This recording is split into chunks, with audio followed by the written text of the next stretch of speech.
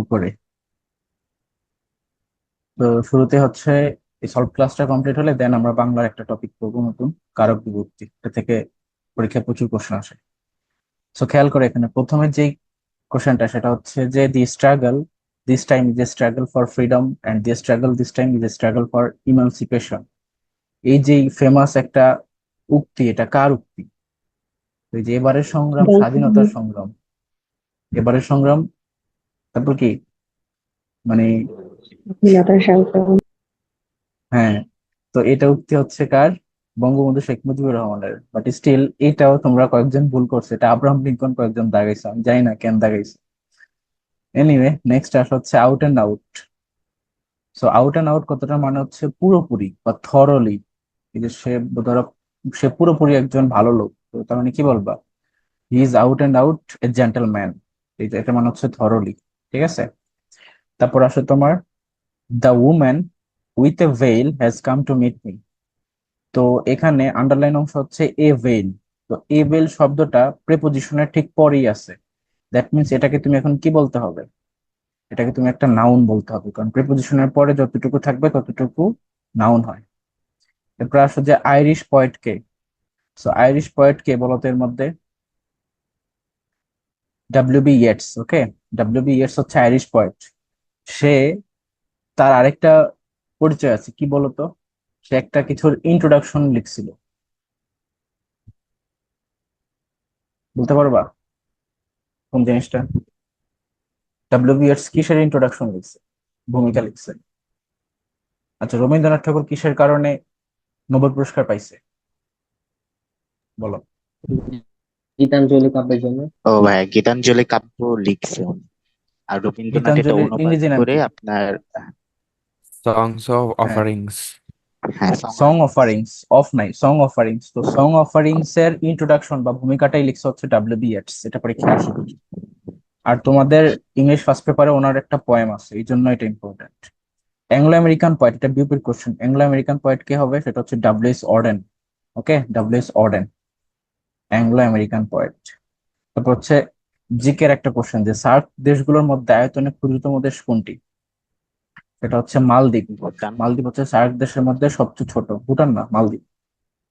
তারপরে ই 8। ই 8 হচ্ছে তোমার পরিবেশ দূষণকারী 8টা কান্ট্রি। ঠিক আছে, 8টি পরিবেশ দূষণকারী কান্ট্রিকে বলা হয় ই 8। তারপরে আইএমএফ এর পুনরুক্ত, sorry, IMF is the result of what? মানে ইন্টারন্যাশনাল মনিটারি ফান্ড, এটা কিসের মাধ্যমে প্রতিষ্ঠা পাইছে? তো এটা হচ্ছে ব্রিটেন উডস কনফারেন্সের মাধ্যমে প্রতিষ্ঠা পাইছে। আমরা জানি যে ব্রিটেন উড ইনস্টিটিউট হচ্ছে দুইটা, একটা হচ্ছে আইএমএফ আর একটা কি বলতো?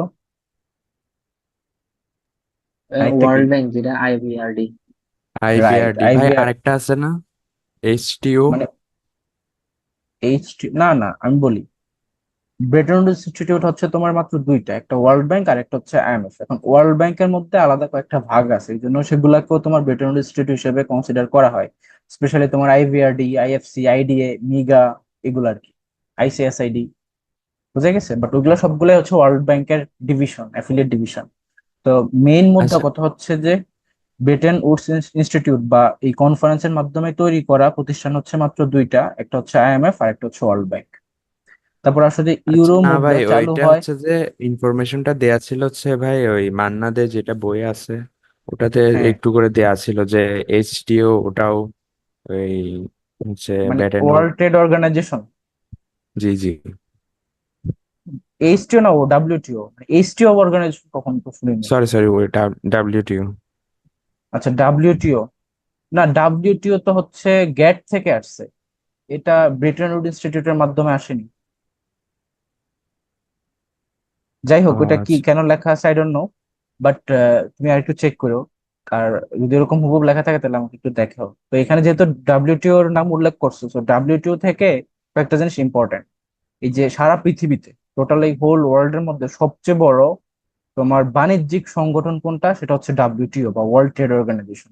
বা যদি প্রশ্ন হয় পুরো বিশ্বের মধ্যে সবচেয়ে বড় অর্থনৈতিক জোট কোনটা, তাহলে কি হবে বলো তো? অর্থনৈতিক জোট। European union. European union. Right, সেটা হবে গিয়ে ইউরোপিয়ান ইউনিয়ন। তো এই জিনিসগুলো একটু মাথায় রাখবো, দুটো জিনিস অনেকে আউলে ফেলে। আর ডাব্লিউটিও কবে গঠিত হয়েছে, কত সালে প্রতিষ্ঠা করা হয়েছে ডাব্লিউটিও? বলো, এটা তো পড়াইছি, খুব ইম্পর্টেন্ট। বা বাংলাদেশ সেটার কবে সদস্য হয়েছে? একই date, same date, same year. 1995 সালে। হ্যাঁ, 1995 1995। সালের কত তারিখ? 1 জানুয়ারি। ঠিক আছে। আচ্ছা, বাংলাদেশ ওই একই দিনে ডাব্লিউটিওর সদস্য হয়। আর ডাব্লিউটিও এর আগে যেই প্রতিষ্ঠান ছিল সেটা হচ্ছে গ্যাট। গ্যাটই রূপান্তর হয়ে তোমার ডাব্লিউটিও হয়েছে আর কি। তারপর আসলে যে সার্কের কনসেপ্ট কোন দেশে ইন্ট্রোডিউস করে, তো যেহেতু সার্কের রূপকার হচ্ছে জিয়াউর রহমান, এটা তোমরা জানো, মেজর জিয়াউর রহমান।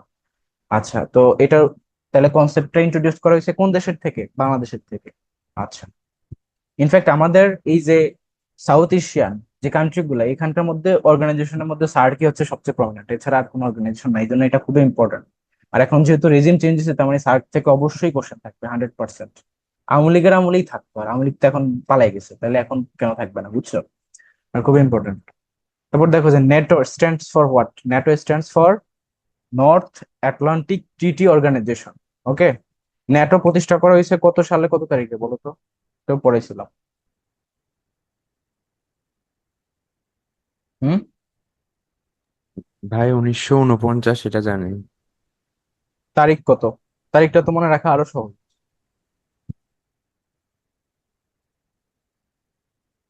আচ্ছা, ন্যাটোতে টোটাল শব্দ কয়টা? এনএটিও 4টা। তাহলে তারিখও হচ্ছে 4। আর 4 নম্বর মান্থ কি? এপ্রিল। জানুয়ারি, ফেব্রুয়ারি, মার্চ, এপ্রিল, তাহলে 4ই এপ্রিল 1949। খুবই সিম্পল, এভাবে মনে রাখবা ট্রিক্স ইউজ করে, যাতে সারা জীবন মনে থাকে। তারপর ফাও। ফাও এর সদর দপ্তর কোথায় অবস্থিত? এটা হচ্ছে ফুড অ্যান্ড এগ্রিকালচার অর্গানাইজেশন, এটা হচ্ছে রোম, ইটালির রোমে। ঠিক আছে। এসডিজিএস এর লক্ষ্যমাত্রা টোটাল কতগুলো? এসডিজিএস থেকে তোমার প্রশ্ন থাকবেই, যে কোনো জায়গায় পরীক্ষা দেবে এখান থেকে কোশ্চেন থাকবে। এটা হচ্ছে 17টি। আর এটা তোমার টার্গেট কতগুলো? লক্ষ্যমাত্রা হচ্ছে গোলস, আর টার্গেট কতগুলো বলো? 169। 169টা। হ্যাঁ, 169টা। এসডিজি এর মধ্যে তোমার কয়েকটা টার্গেট আলাদাভাবে মনে রাখতে হবে। প্রথম 5টা, এরপরে হচ্ছে তোমার এই যে 13 নম্বর যেটা, সেটা ছিল ক্লাইমেটের উপরে, এই জন্য এই প্রথম 5টা আর 13 নম্বরটা একটু মনে রাখবা। আর এসডিজিএস টা এই যে কনসেপ্ট বা এই যে গোলস গুলো, এগুলা কারা তৈরি করছে, কোন অর্গানাইজেশন থেকে এটাকে তৈরি করা হয়েছে বলো তো? জাতিসংঘ, ইউএন। ওকে, জাতিসংঘ থেকে। তারপরে এই যে একটা উক্তি দেওয়া আছে, justice delayed is justice denied, অর্থাৎ বিচারকে দেরি করা মানে হচ্ছে বিচারকে অস্বীকার করা, সেই দেরি করা যাবে না। তো এই যে উক্তিটা, এটা কার উক্তি? খুবই বিখ্যাত একটা উক্তি, গ্ল্যাডস্টোনের উক্তি। ঠিক আছে, গ্ল্যাডস্টোন। বুঝা গেছে? তারপর ভাইয়া দেখো। এখানে এগুলা সবগুলা ভাইয়া লিটারেচার ওই টপিক থেকে আসছে না? হ্যাঁ, হ্যাঁ, এখানে তো আমি যদি এমনি তোমার লিটারেচার ভালো সবগুলা পড়ি নাই, তবে যে 3টা পিরিয়ড বলছিলেন এগুলো মোটামুটি মানে দেখছিলাম। তো এখন দেখলাম যে কি এখানে অনেকগুলো মানে আনকমন আসছে আমার, মানে নোট করা ছাড়া। আচ্ছা তো বলি, এখানে কি মানে, এই তো যে 3টা পিরিয়ড বলছেন ওইগুলা সবগুলাই কি পড়তে হবে মানে পয়েট অথবা নোবেলিস্ট? না না, আমি বলি তোমাদেরকে, লিটারেচার ক্লাস 1 হয়েছে, ক্লাস 2 হয়েছে, বাট লিটারেচার হ্যাঁ। মিসেলেনিয়াস ক্লাসের মধ্যে হচ্ছে এই যে উক্তিগুলা ছিল, ওই ক্লাস আমি তোমাদের নেই নাই, কিন্তু ওখান থেকে কোশ্চেন এখানে দিয়ে দিছে আর কি। বুঝছো, এই জন্য আর কি এগুলো হ্যাঁ, একটু। তো এমনি কারণ এগুলা কতটুকু কিভাবে পড়বো, কারণ এখানে তো অনেকগুলো আছে, আর একজনের সাথে আমি আরেকজন এগুলো বলবো আমি না। আমি লিটারেচার যা যা পড়াচ্ছি তুমি শুধু তাই পড়বা, দেখবা যে মোর দেন এনাফ কমন পাই যাবা। ঠিক আছে, আমি লিটারেচার হচ্ছে বিসিএস এর ফুল সিলেবাস শেষ করে দিই, তাহলে অ্যাডমিশন তো এখানে কোনো ব্যাপারই না। ওকে। ইনফ্যাক্ট আচ্ছা, তোমাদের যে তাহলে একটা ভাইয়া এমনি লিটারেচার। হ্যাঁ, এমনি বলো। ভাইয়া এখানে যেগুলা 3টা দিছিলেন পিরিয়ড, যেগুলা নোট করাইছেন ওইগুলা তো পড়বো, এছাড়া জাস্ট কোয়েশ্চেন যেগুলো আছে প্রিভিয়াস এর ওইগুলা করবো, এছাড়া তো আর হ্যাঁ, বাড়তি করে কিছু দেখতে হবে না। বাড়তি যা যা লাগবে সেগুলোর ক্লাস সামনে হবে। লিটারেচার তো আমাকে 2টা ক্লাস নিচ্ছি, ওইটা আমি তো তোমাদের পরীক্ষা নিচ্ছি সবাই সেকেন্ড এক্সাম। এরকম এক্সাম হবে মিনিমাম 15-20টা। এক এক এক এক আচ্ছা। টপিক তো বাড়বে এরকম, তাই না? এরপর দেখো যে তোমার আচ্ছা, all that glitters is not gold. বুঝতে তো এই পারছি। যে দ্যাট গ্লিটার্স, এটা কি, এখানে কোন পার্টস অফ স্পেস বলো? All that glitters is not gold, এগুলো তো কোশ্চেন করার আগে তোমাদের অ্যান্সার দেওয়া উচিত, চুপ করে আছো তুমি।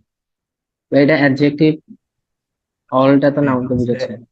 আর রাইট, এটা যেহেতু হচ্ছে অ্যাডজেক্টিভ, অলকে, কেননা অলকে মডিফাই করতেছে। অল যদি নাউন বা প্রোনাউন হিসেবে নাও তাহলে হচ্ছে দ্যাট গ্লিটার্স তাকে মডিফাই করায় সে অ্যাডজেক্টিভের কাজ করতেছে। তারপর Zubair is a man of letters, এখানে ম্যান অফ লেটার্স এই কথাটা কি হবে? শুধু ম্যান অফ লেটার্স এতটুকু, এটা কি ক্লজ হবে? এটা ফ্রেজ যদিও, ইটস নট এ ক্লজ। এটা প্রেস, এটা নাম হবে আর কি। নাউন ফ্রেজ হবে, ঠিক আছে, মানে প্রথমটা উত্তর হবে noun phrase. So wait, option গুলো এডিট করে দিই।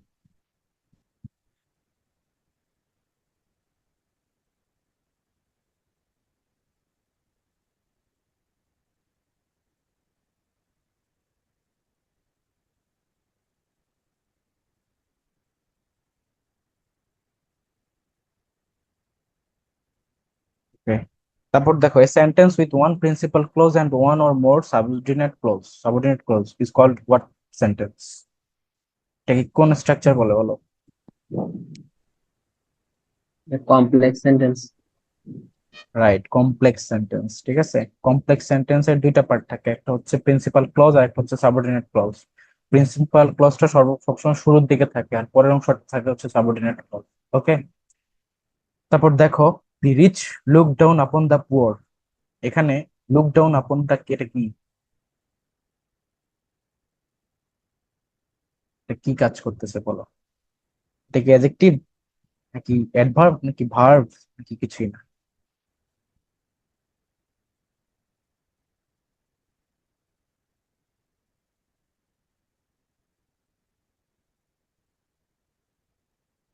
এই চুপ করে আছো কেন, অ্যান্সার করো, বুঝতেছো না নাকি? ভাই এটা ওই ফ্রেজাল ভার্বে পড়ছিলাম, গ্রুপ তার ভার্বে। মানে এটা, লুক ডাউন এটা আপন। হ্যাঁ, বাট এইখানে তো এটা কি হিসেবে কাজ করতেছে অপশনের ভিতর দেখো, তাহলে এটা হচ্ছে ভার্বাল ক্লজ। ওকে, ভার্বাল ক্লজ, কারণ এটা ভার্বের কাজ করতেছে। এখানে এখানে কি এটা অন্য কাউকে মডিফাই করতেছে? না, এটা ডিরেক্ট ভার্বের কাজ করতেছে।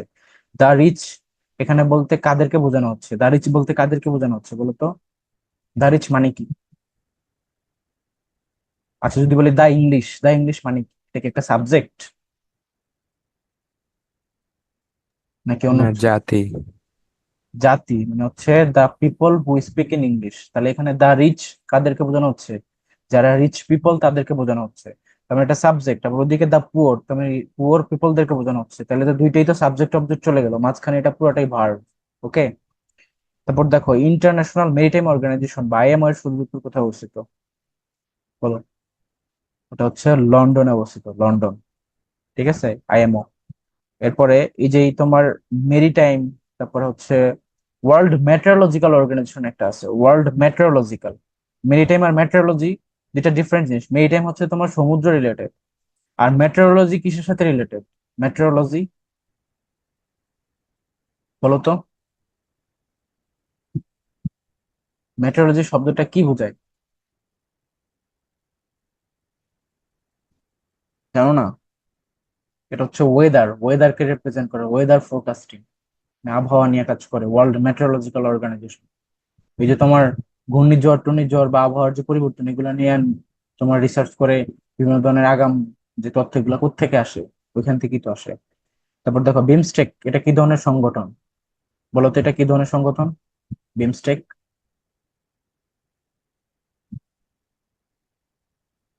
বিমস্টেকটা কি ধরনের সংগঠন?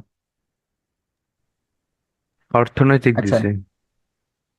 অর্থনৈতিক দিশা, বাট তার মানে তোমার কনফিডেন্স কম। এখন আমাকে একটু বলো তো, তোমরা ফার্স্ট টাইম কি করে আসছো? এই বিমস্টেক টিমস্টেক এগুলো তো ঢাকা ইউনিভার্সিটির জন্য পোলাপান, মানে কি বলে, পানির লগে মিশে খায় ফেলে। আর এমনিতে তো তোমাদের এটার উপর ক্লাস নিচ্ছি আমি, সেখানে এগুলো পড়াইছি না? বিমস্টেকের সদর দপ্তর ঢাকা অবস্থিত, এই জন্য এটা খুব ইম্পর্টেন্ট, পরীক্ষা আসে এটা থেকে, বোঝা গেছে? হুম, যাই হোক, তো এটা হচ্ছে একটা অর্থনৈতিক সংগঠন, আর খুবই ইম্পর্টেন্ট, পরীক্ষা আসে প্রচুর এটা। এটা সদর দপ্তর ঢাকা অবস্থিত। কোনটি ডি8 ভুক্ত দেশ নয়? ডি8 মানে হচ্ছে ডেভেলপিং এইট, ঠিক আছে? তো এটার মধ্যে কোনটা নয়? দেখো, এটার মধ্যে ভারত নয়, কারণ ভারত ডেভেলপিং এটার মধ্যে নাই, সে কিন্তু অলরেডি ওভারকাম করে ফেলছে, দ্যাটস ওয়াই। তারপর দেখো, নিচের কোন দেশটির ওআইসির পর্যবেক্ষকের মর্যাদা রয়েছে?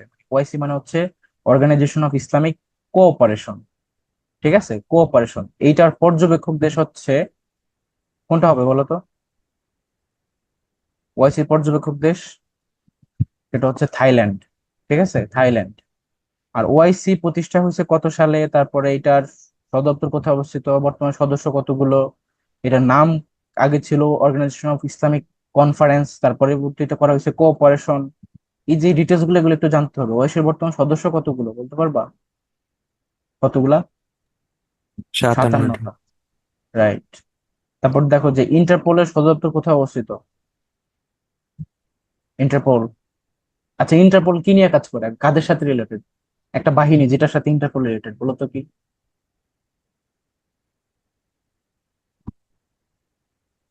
এটা জানো না? ভাই পুলিশ, ইন্টারপোল মানে পুলিশের। তো হচ্ছে পুলিশ, যারা হচ্ছে যে হ্যাঁ, আন্তর্জাতিক। মানে আন্তর্জাতিক পুলিশের যে আন্তর্জাতিক সংস্থা সেটা হচ্ছে ইন্টারপোল। ওকে। বলো না ইন্টারপোলের রেড লিস্ট আছে, মানে ইন্টারপোল সারা পৃথিবীর যেখানে আছে তাকে ওয়ান্টেড লিস্টে চলে গেছে আর কি। মুভি দেখো না, মুভি, বলিউডের মুভি, হলিউডের মুভি, সব জায়গায় তো ইন্টারপোলের নাম দেখা যায়। এটা তো পুলিশের সাথে সম্পর্কিত।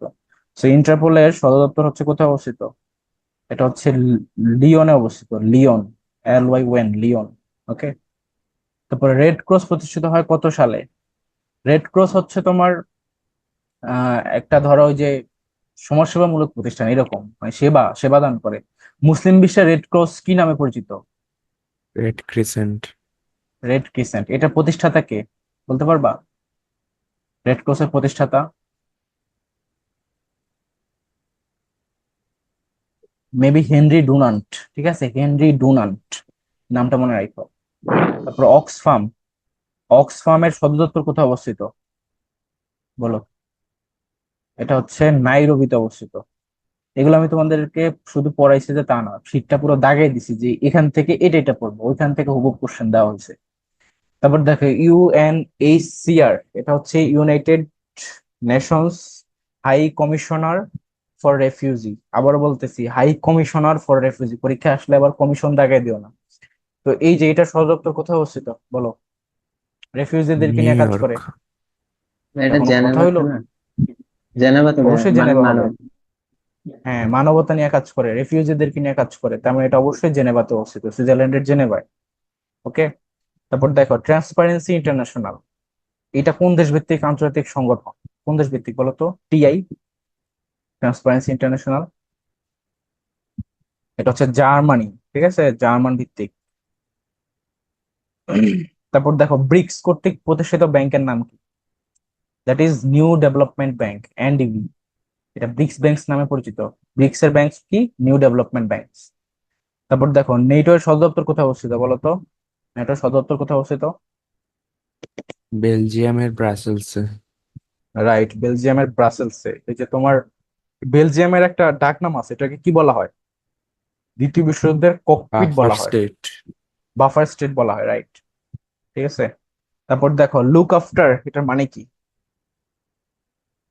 Look after, look after means take care. ঠিক আছে, মানে দেখাশোনা করা। এটা তো তুমি বাচ্চাদের পোলাপানো জানে যে লুক আফটার মানে কি, দেখাশোনা করা। ছোটকালে পড়ো না, you should look after your parents? পড়ো না এটা? তাহলে কি তাদের যত্ন নেওয়া উচিত। তো আরেকটা আছে সিমিলার, সেটা হচ্ছে টেক আফটার। এটার মানে কি বলো? টেক আফটার মানে কি, পরীক্ষা এটা এটা বসে। অনুরূপ। হ্যাঁ, অনুরূপ হওয়া, মানে অনুরূপ রিসেম্বল বলছি। করা। ঠিক আছে, অনুরূপ হওয়া। যেমন তোমার এই যে ছেলে মেয়ে দেখতে বাবা মায়ের মতো অনুরূপ হয়, তখন সেটাকে বলে the child takes after it's father or it's mother. তার নাকটা দেখতে মায়ের মতো হয়েছে, চোখটা দেখতে বাবার মতো হয়েছে, এরকম আর কি। ঠিক আছে। আচ্ছা, তারপর দেখো যে I can not tolerate such rudeness. সেই টলারেট শব্দটা একটা গ্রুপ ভার্ব হিসেবে কোনটাকে, মানে ইডিয়মস বা গ্রুপ ফ্রেজাল ওয়ার্ড হিসেবে কোনটা মিলে টলারেটের সাথে? Cope up with, put up with, stand up with, pool on with, কোনটা বলো? কোপ আপ উইথ না ভাই? Put up with. ঠিক আছে, পুট আপ উইথ মানে হচ্ছে সহ্য করা, নট কোপ আপ উইথ। ঠিক আছে। তারপর দেখো ও দি গার্ল আচ্ছা। টেক্স হুম, ড্যাশ হার মাদার। এই যে এটা হচ্ছে ওই যে অনুরূপ হওয়া, তাহলে কি হবে? টেক্স কি, টেক্স এর পরে কি হবে? কোন প্রেপো আসবে? Group verbs. Takes after her mother, সে তার মায়ের মতো দেখতে অনুভব করছে। ওকে। থ্রো অ্যান্ড থ্রো এটার মানে কি? থ্রো অ্যান্ড থ্রো এটা মানে হচ্ছে 1 নম্বরটা সব হবে ভাবে। হ্যাঁ, না, তবে from লাস্টেরটা one end to another নাকি? নো, এটা হবে in every way. Through and through মানে হচ্ছে সব ভাবে, একদম সব দিক থেকেই শেষেরা। Okay, in every way. তারপরে a hard nut to crack, এটা তো তোমরা সবাই জানবে, এটা কি বলো? A hard nut to crack মানে কি?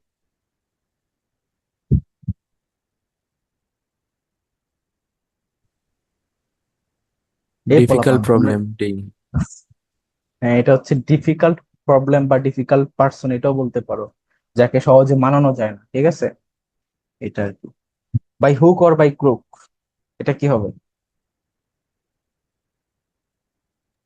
এট any cost. At any cost. Right, at any cost, যেমনি হোক আমাদেরকে চান্স পাইতেই হবে। তারপর দেখো হোয়াইট এলিফ্যান্ট, বিউপির জন্য এটা খুব ইম্পর্টেন্ট। এটা মানে কি, হোয়াইট এলিফ্যান্ট কি? মানে অসম্ভব বস্তু বা কিছু। এটা না, ওরকম না, ভেরি এটা হচ্ছে যে expensive very procession. Expensive possession. Ah, right, a very expensive possession, এটা হচ্ছে হোয়াইট এলিফ্যান্ট। তারপর হচ্ছে টু রেইজ ওয়ান্স ব্রু, এটা মানে কি, যখন কেউ কারো ব্রু উচকায় তাহলে কেন উচকায় বলো তো? সারপ্রাইজ। সারপ্রাইজ, তাই এটা হচ্ছে সারপ্রাইজ। তারপর হচ্ছে ব্রিং টু বুক, এটা মানে কি? ব্রিং টু বুক মানে কি? To reduce. To review. Right, কাউকে তিরস্কার করা, রিবিউক শব্দ মানে হচ্ছে তিরস্কার করা। ওকে। তারপরে mournful poem written on the death of someone's love, যখন কারো মৃত্যুতে, যখন একটা মানে বেদনাদায়ক কবিতা লেখা হয় তখন সেটাকে কি বলা হয়? এলিগি। ইলিজি বলা হয়, অর্থাৎ শোক গাথা। এটার বাংলা কি? শোক গাথা। The climax of a plot is what happens in the beginning, in the end, in the height, at the height or in the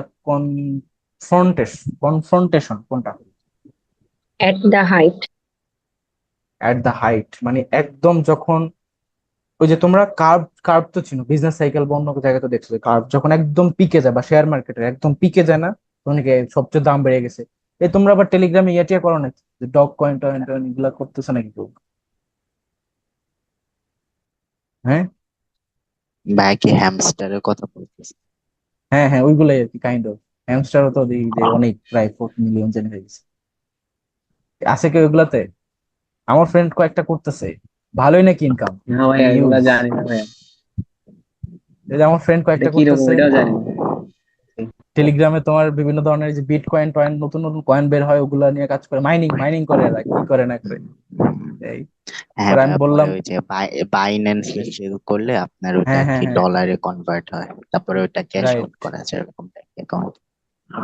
so আমি আমি ভাবলাম যে ট্রাই করবো নাকি, পরে বললাম যে টাইম কেমন লাগবে ওগুলাতে, তো অত বেশি লাগে না, কিন্তু আমার কাছে খুব ভাই, মানে কেমন জানি মনে ফোনের হইতেছে। স্ক্রিন নষ্ট হয়ে যাবে এটার জন্য। তাই নাকি, এরকম কোনো প্রবলেম আছে নাকি? জাস্ট সারাক্ষণ ক্লিক করতে হয় তো ওই জন্য। হ্যাঁ, তা দিয়ে যে কি সব মানে টিপাটিপি করতেই থাকে এরা all the time. Anyway, but টাকা আছে শিওর। আমার এক ফ্রেন্ড অলরেডি 2 লাখ টাকা ইনকাম করে ফেলছে। হ্যাঁ, বলতেছে যে হ্যার আরো কিছু কয়েন আছে, ওগুলা যদি ডলারে এনলিস্ট হয় তাহলে ওর আরো অনেক টাকা পেয়ে যাবে সে। এই এইসব করতেছে। আরেক ফ্রেন্ড বলতেছে আইফোন 16 কিনবে, আবার আমারে বলতেছে যে এবার নিজের টাকা আইফোন কিনবো। মানে এর আগে বার কিনছে বাপ মার টাকা আর কি, তাই ও এনএসইউ তে পড়ে। আমার বলতেছে তুই কি আইফোন 16 নিবি নাকি? আমি কি দেখি আগে টাকা কিছু জমাই তারপর নিতে পারি। পরে বলতেছে যে আমি নেবো এবার নিজের টাকায়। তো তখন জিজ্ঞেস করলাম যে টাকা পাবি কোত্থেকে? ওই যে এগুলা করতেছি, বুঝছো? এই আর কি। এনিওয়ে, তোমরা আবার এই এডমিশন টাইমে ওইটাতে ঢুকো না, চান্স পেয়ে তারপরেই মানে ট্রেডিং মেডিং যাই করো, নো প্রবলেম, এখন টাইম নেই অত কিছু। এনিওয়ে, তারপর আসো, the climax of a plot is what happens at the height, ঠিক আছে? একদম সর্বোচ্চ যখন পিক পয়েন্টটা থাকে তখন যে ঘটনাটা ঘটে সেটাই হচ্ছে ধরো ক্লাইম্যাক্স। অনেকে এটাকে এট দ্য ইন্ডও দিতে পারো, কিন্তু ধরো সব সময় তো এরকম হয় না। প্লটের ক্ষেত্রে তোমার ক্লাইম্যাক্সের ঘটনা অনেক সময় শুরুতেও মানে থাকতে পারে, মাঝখানেও থাকতে পারে, শেষেও থাকতে পারে, but most of the time সেটা শেষে থাকে। কিন্তু আমরা এখানে স্পেসিফিক যদি বলি তাহলে একদম উঁচু লেভেলটা থাকতে হবে আর কি, যেখানে সবচেয়ে বেশি টুইস্ট, ওই জায়গাটা। তারপর দেখো সিলিকুয়ে, এটার মানে কি? সিলিকুয়ে মানে কি বলো? সিলিকুয়ে। Talking to one's রাইট, যখন মানে নিজের সাথে নিজে কথা বলে আর কি, এরকম টকিং টু ওয়ানসেলফ। ওই যে জি বাংলা স্টার জলসা দেখো না, তোমার মাঝে মধ্যে এরকম কিছু সিন থাকে, সে এরকম মানে চুপ করে আছে আর মনে মনে কথা বলতেছে, কিন্তু আমরা কথা শুনতেছি, এই এগুলা এটাকে বলা হচ্ছে টকিং টু ওয়ানসেলফ। প্রোলগ, যে মানে কূটনীতি, যেটা কূটবাজি যেটা করে আর কি, মানে যারা ভিলেন থাকে সকল, মানে মেয়েরা ওই ওই পার্টিকুলার ড্রামা গুলাতে। প্রোলগ, প্রোলগ কি হবে বলো? প্রোলগ হচ্ছে, an introduction to a play or a literary work. হ্যাঁ সেটা হচ্ছে যে একটা সাহিত্যিক নাটক বা সাহিত্যিক কাজের যে ইন্ট্রোডাকশনটা, সেটাকে বলা হয় প্রোলগ। আচ্ছা, তারপর দেখো I leave my office when the telephone rang. তো এখানে লিভটা তুমি কি বলতে হবে বলো? পরে কি আছে? পরে আছে কি তোমার পাস্ট টেন্স, তাহলে এখানে কি হবে? আই হ্যাভ জাস্ট লেফট, এইটা। I was just living when the telephone rang. Was just living, ঠিক আছে, নট হ্যাভ জাস্ট লেফট, এরকম হবে না। তারপর আসো, এটা যদিও রাইট ফর্ম ভার্বস এর ক্লাস হয়ে পড়ে গেছে, তো রাইট ফর্ম ভার্বের ক্লাস তোমাদের এখনো হয় নাই, ওটা হলে তখন বুঝতে পারবে, নো প্রবলেম। তারপর দেখো যে চর্যাপদ কোন ছন্দে লেখা? এটা হচ্ছে Matra মাত্রাবৃত্ত। Bittu. হ্যাঁ, কোন আমলে বলো তো? আমল কোনটা? পাল রাজার আমলে। রাইট, পাল আমলে। তারপরে চর্যাপদের তোমার কতগুলা প্রবাদ পাওয়া গেছে? যে 46টা না ভাইয়া, 51টা পদ ছিল, 46টা ওগুলো পাওয়া তো গেছে। পদ। পদ আমি বলছি প্রবাদ পদ বাক্য কতগুলা ছিল? 6টা ছিল, ঠিক আছে। আর পদ ছিল কয়টি? 51টি, মতান্তরে 50টা 51টি। আছে। আর তোমার এমনিতে পদকর্তা কয়জন? 25-26 আর কি, এখানে মানে দুইজনের মতবাদ আছে। তো এগুলো আমরা পড়বো। সবচেয়ে আদি কবি কে? আদি কবি হচ্ছে তোমার লুইপা, এটা আলো দিয়ে মনে রাখা যায়, আতে আদি লতে লুইপা। তারপর হচ্ছে তোমার সবচেয়ে প্রাচীন কবি কে? সেটা হচ্ছে ধরো আহ যদি বলা হয় তাহলে কি হবে? আহ লুইপা। তারপরে ধরো সবচেয়ে বেশি লিখছে কে? কান্নপা। তারপর ধরো 51টা। পেশায়, পেশায় তাঁতিকে ছিল, সেটা হচ্ছে ড্যান্ডন পা। তারপর ধরো মহিলাকে ছিল, সেটা ছিল বসুকুপা। কুকুরিপা। কুকুরিপা। ও সরি, কুক্কুরিপা, রাইট। কুক্কুরিপা ছিল হ্যাঁ, হচ্ছে তোমার মহিলা। আর এমনিতে মহিলা বাঙালি কবি। হিসেবে নিজেকে পরিচয় কে দিছিল? সেটা হচ্ছে বসুকুপা। সে নিজেকে বাঙালি পরিচয় দিছে আর কি, যে কিনা একজন রাজা সংক্রান্ত ওই ফ্যামিলির ছিল আর কি, তার বাপ মেবি জমিদার না রাজা ছিল। তিনি, আমরা চর্যাপদের ইন ডেপথে ফুল লিটারেচারের ক্লাস করবো পরে, বাংলা লিটারেচারের ক্লাসে, সমস্যা নাই। এখন আসো যে ব্যালেড, ব্যালেড মানে কি? Geetika. গীতিকা, রাইট। ব্যালেড হচ্ছে গীতিকা। অধ্যাপক, এটার প্রমিত উচ্চারণ কি হবে? অধ্যাপক, তাহলে ঘ না গ? শুধু ঘ না, ওই যে কি বলে, Go. উ, গ। এটা হচ্ছে শুধু ছোট গ আর কি, এটা গরুর গ বলতে হবে, ঠিক আছে, গরুর গ। অধ্যাপক, এই 3 নম্বরটা। তারপর দেশি শব্দ কোনটি বলো? Dab. ডাব। আরেকটা আছে কুড়ি। তারপরে ডাগর। তারপর হচ্ছে তোমার আরো অনেক আছে দেশি শব্দ, তোমাদেরকে একটা পুরো গল্প শুনেছি যে বিয়ে করে, বিয়ে করে বউ, বউর সাথে কাজ করে, বউ আবার কালো হয়ে যায় কাজ করতে করতে। তারপরে তাকে বিয়ের সময় কি কি জিনিস রান্না করে খাওয়ায় বাজার থেকে, ওইটা কিনা কিনাই না, অনেক একটা গল্প সহকারে সবকিছু বলছিলাম। ওর মধ্যে দেশি শব্দ সবগুলো শব্দ এনলিস্টেড ছিল। তো সমস্যা নেই, ক্লাসগুলো আবারও হবে আই গেস। শব্দের ক্লাসের তো ওইটা আমি ইনফর্মালি নিছি, ফর্মাল ক্লাস তোমাদের পরে নেওয়া হবে। দাম কোন ভাষার শব্দ বলো? দাম, গ্রিক। দাম হচ্ছে গ্রিক শব্দ, ওকে, গ্রিক। তারপরে পাদ্রি কোন ভাষা থেকে শব্দ? এটা খুব ইম্পর্টেন্ট, পাদ্রি পর্তুগিজ। পর্তুগিজ শব্দ। ওই যে তোমার পর্তুগিজ নাগরিক ম্যানুয়েল দি আসুম্পাসাও, সে হচ্ছে বাংলা ব্যাকরণের সর্বপ্রথম বইটা লিখছে, ভোকাবুলারি মিডিয়াম বেঙ্গালি পর্তুগিজ, ঠিক আছে। তারপর হচ্ছে আনারস এবং চাবি কোন ভাষা থেকে আগত? পর্তুগিজ। তাও পর্তুগিজ। তারপরে বাবা কোন ভাষা থেকে আগত? তুর্কি, Turki. ঠিক তুর্কি। আছে। আসমান কোন ভাষা থেকে আগত? এটা হচ্ছে ফার্সি, ফার্সি। ঠিক আছে, ফার্সি। এরপর দেখো যে ধ্বনি পরিবর্তনের কোশ্চেন, যে শরীর থেকে শরীর, এটা কিসের এক্সাম্পল? Bishomibham. বিষমী ভবন, মানে দুইটা সেম ব্যঞ্জন থাকার কারণে একটার যে পরিবর্তন, সেটাকে বলে কি? বিষমী ভবন। অর্থাৎ শরীর থেকে শরীর, এরপরের দুটি শব্দ মধ্যস্থ দুটি ভিন্ন ধ্বনি একে অপরের প্রভাবে অল্প বিস্তার লাভ করলে তাকে কি বলে? Somibham. সমীভবন, ওই যে ধর্ম থেকে ধম্ম, কর্ম থেকে কম্ম, এটা আর কি। নিচের কোনটি ধ্বনি পরিবর্তনের উদাহরণই নয়? কি হবে বলো? প্রাতিপদিক। প্রাতিপদিক। রাইট। প্রাতিপদিকের ডেফিনেশন কি? বিভক্তিহীন নাম শব্দকে প্রাতিপদিক। বিভক্তিহীন নাম শব্দকে প্রাতিপদিক বলে। গুড। তারপর হচ্ছে অপিনিহিতের এক্সাম্পল কোনটা বলো? আদি থেকে আই।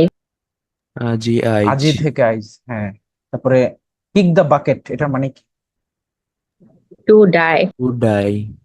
টু ডাই বা মৃত্যুবরণ করা, মানে হচ্ছে যে আগের যুগে যখন তোমার কাউকে ফাঁসিতে ঝুলে মারা হইতো, তখন হচ্ছে ওই যে উপরে ঝুলাই দিয়া ফাঁস দিয়ে তার নিচে বালতির উপরে দাঁড় করে রাখতো, আর যখন ঝুলা হইতো তখন আস্তে করে বালতিটা লাথি দিয়ে ফেলে দিত আর ও ঝুলে মারা দিত। এখান থেকে to die, kick the bucket মানে হচ্ছে টু ডাই।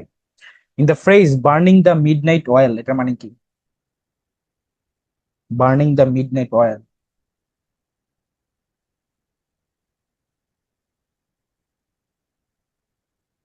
এটা হচ্ছে তোমার ওয়ার্কিং লেট ইনটু নাইট। ঠিক আছে, ওয়ার্কিং লেট ইনটু নাইট হচ্ছে বার্নিং দ্য মিডনাইট অয়েল। তারপরে what does the idiom hit the nail on the head, এটার মানে কি? Hit the to nail on understand the head মানে সামথিং। হচ্ছে, right, to understand something perfectly. Hit the nail on the head. তারপর দেখো barking up the wrong tree, এটার মানে কি? Pursuing the wrong course of a. Of of action, ঠিক আছে, pursuing the wrong course of action. তারপরে what is the meaning of the expression that is cost an arm and a leg, এটার মানে কি? Very costly. Very costly. ঠিক আছে, একদম তোমার হাতও গেছে পাও গেছে এরকম। এরপরে কিছু ম্যাথ ছিল। ম্যাথ তো তোমাদেরকে মুখে মুখে করাবো নাকি এমনিতে লিখে লিখে করাবো বলো? Up to you. মুখে মুখেই করে আই গেস, বুঝতে পারবা, যদিও সেটা ঠিক না, বাট টাইম সেভ হবে আর কি। দেখো বলছে পিতা পুত্রের বয়স একত্রে 80 বছর। 4 বছর পূর্বে পিতার বয়স পুত্রের বয়সের 5 গুণ ছিল, তাদের বর্তমান বয়সের অনুপাত কত? Okay fine. তাহলে একত্রে হচ্ছে তাদের বয়স 80 বছর। 4 বছর পূর্বে হইলে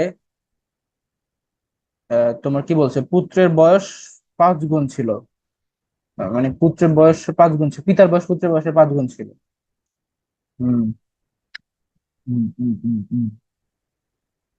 ওকে।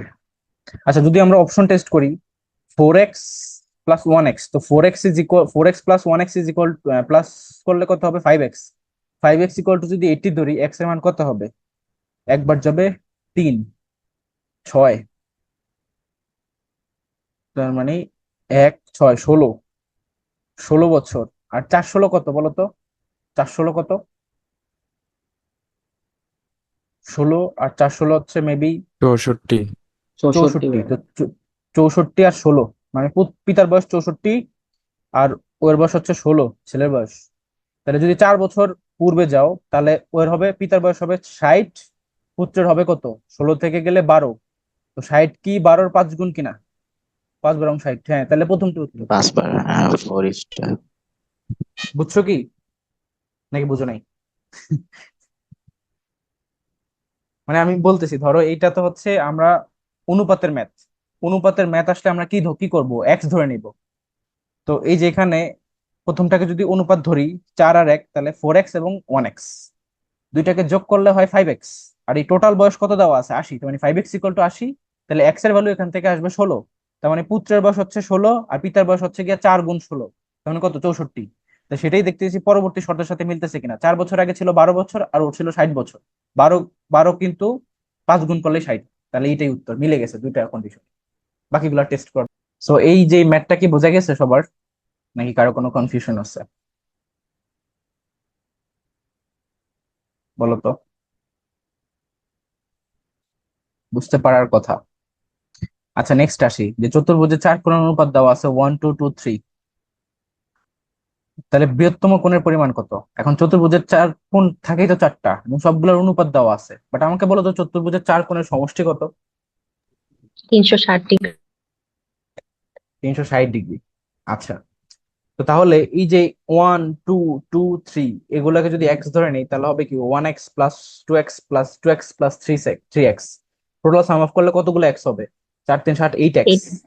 তো 8x ইজ ইকুয়াল টু 360, তাহলে x এর মান কত আসবে? 45. 45। তো 45 যদি x এর মান হয়, তাহলে এই অনুপাতগুলোর মধ্যে কোনটার মান সবচেয়ে বেশি হবে? 3x এরটা বেশি হবে, কারণ 3 গুণ 45 এর মান বেশি আসবে। বাকিগুলো তো 2 আর 1 আছে, তাহলে 3 গুণ 45 মানে কত? 105 নাকি কত? 135. 135, হ্যাঁ 135। আচ্ছা, তারপরে এটা দেখো, এই যে ক খ এর অনুপাত দেওয়া আছে 4:7 এবং খ গ এর অনুপাত দেওয়া আছে 10:7। তাহলে ক খ গ এর ক্রমিক যেই অনুপাতটা সেটা কত হবে? তো এটার জন্য তো একটা শর্টকাট টেকনিক আছে, তোমাদেরকে বলছিলাম। প্রথমে ক খ গ অ্যাক্সিয়ালি লিখবা, এরপরে ক এর নিচে যে মানটা সেটা লিখবা, যে 4, আর খ এর নিচে লিখবা 7।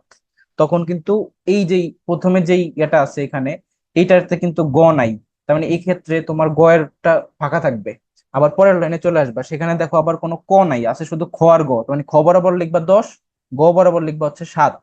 তখন আবার ক যেহেতু ফাঁকা, এই আর কি। তো এই যে প্রথমে গ ফাঁকা, দ্বিতীয় লাইনে তোমার ক ফাঁকা, এইটাকে পূরণ করবা কি দিয়া? হয় আগের সংখ্যা দিয়া, নাহলে পরের সংখ্যা দিয়া। এইখানে 4 আর 7 এর মধ্যে আগের সংখ্যা হচ্ছে 7, তাহলে ওইখানেও 7 বসবে। আর এখানে খ গ এর মধ্যে আগের পরের সংখ্যা হচ্ছে 10, তাহলে এখানে 10 বসবে। তো এটাকে যদি তুমি মাল্টিপ্লাই করো, এটা হবে গিয়ে 4 আর 10, দ্যাট মিনস 40। আর এটা হবে গিয়ে 7 আর 7, দ্যাট উইল বি লাইক 7 7 49। ভুলভাল করতেছি নাকি?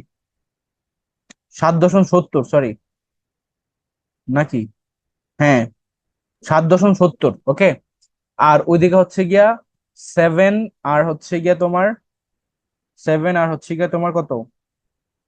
7, তাহলে 7. 7 7 49।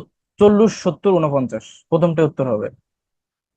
বুঝো নাই না? তোমাদেরকে এটা একটু আমি লিখে করাই, এটা এটা নাহলে প্রবলেম হয়ে যাবে। এখানে লিখে করাচ্ছি।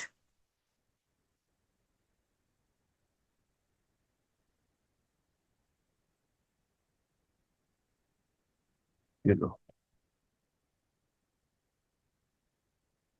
দেখো এখানে তোমার ক অনুপাত খ দেওয়া ছিল কত? কত দেওয়া ছিল? আরেকটা ছিল খ অনুপাত গ। হ্যাঁ, হ্যাঁ, ক খ কত ছিল? কখন ছিল 4, হচ্ছে 7. 4 7। আর এটা 10 7। এটা ছিল 10 আর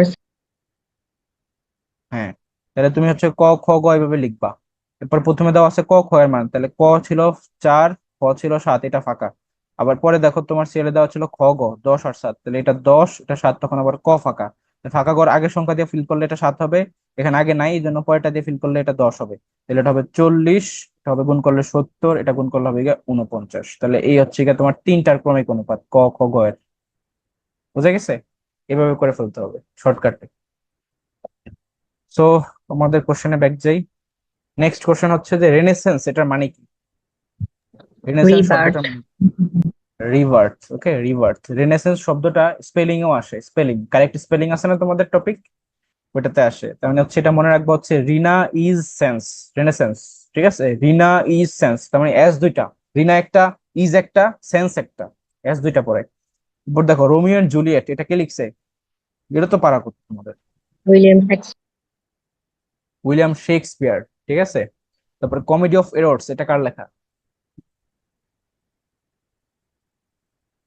বলো, কমেডি অফ এরর্স কার লেখা? হুম, এটাও উইলিয়াম শেক্সপিয়ারের লেখা। তারপর দেখো পুটাপুইত, এটা তোমাদের ওইখানেও ছিল। পুটাপুইত মানে কি বলো তো? একজন বলছিল আমার টলারেন্ট। টলারেট। প্রথম স্কুলে। হ্যাঁ, টলারেট। পুটাপুইত মানে হচ্ছে টলারেট।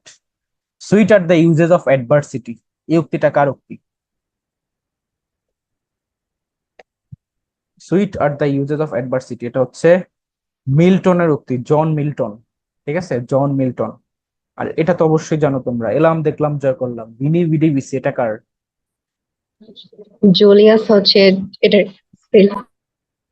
Julius Caesar. ঠিক আছে, জুলিয়াস সিজার। সিজার। হ্যাঁ, জুলিয়াস সিজার। তারপর হচ্ছে blow blow the winter winds, এটা কার? এটা কার পোয়েম আর কি, এটা একটা পোয়েম থেকে লাইনটা নাম। Hmm, William William Shakespeare. Shakespeare, right. তারপর হচ্ছে হু রোট গালিবার্স ট্রাভেলস, গালিবার্স ট্রাভেলস কে লিখছে? Jonathan Swift. জোনাথন সুইফট, এই মুভিটা দেখবা তোমার, গালিভার স্ট্রাবল সিটি মেবি আছে, দেখে আছে কিনা। গালিভার স্ট্রাবল,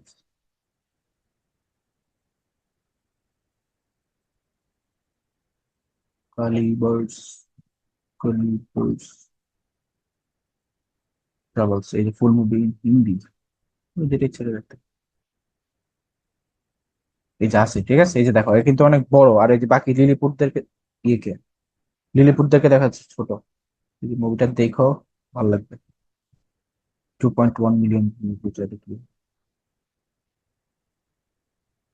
হিন্দিও কি বানাইছে নাকি একটা, জগন্নাথম মামান্তরম, এটা মেবি ওইটারই কপি ভার্সন করছে আর কি।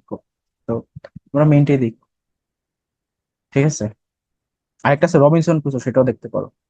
রবিনসন ক্রুসো কে লিখছে বলো তো? রবিনসন ক্রুসো, এই যে রবিনসন ক্রুসো, এই যে রবিনসন ক্রুসো, এটা এক্সপ্লেনেশন ভিডিও দেখলেও হবে, কিন্তু যেটাই করো। এখানে কত মুভিও আছে, ক্রুসো পার্ট 2।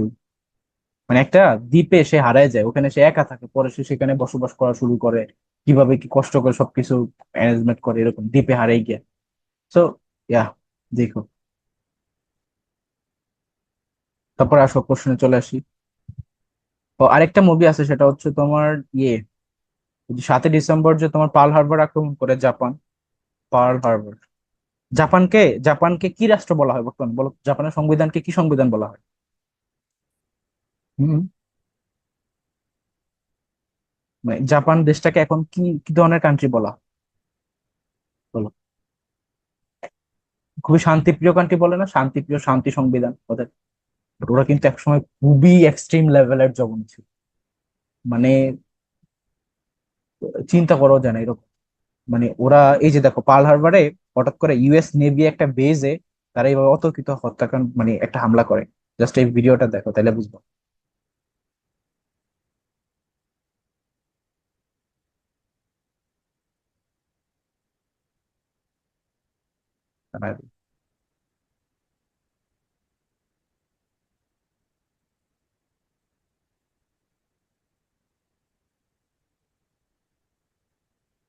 দেখো এখান থেকে।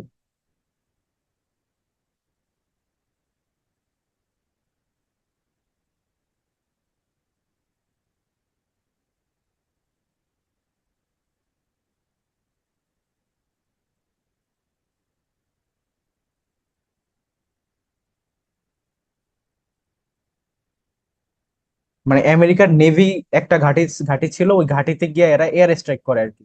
জাপানের কিন্তু অনেকগুলো রণতরী ছিল ওই সময়, এই যে তোমার বিমান বহন করার জন্য। হঠাৎ করে ওরা জানতো না এইভাবে অ্যাটাকটা, বিশাল এক attack। এই যে এই ঘাঁটিটা দেখো, সব সোলজার টোলজার সব মারা যায়। আর এরপর থেকেই আমেরিকা বলে যে দ্বিতীয় বিশ্বযুদ্ধে আমি এখন অ্যাক্টিভলি থাকবো, এতদিন পর্যন্ত ছিলাম না। আর তারপরে যে কি হয় তা তো দেখছোই।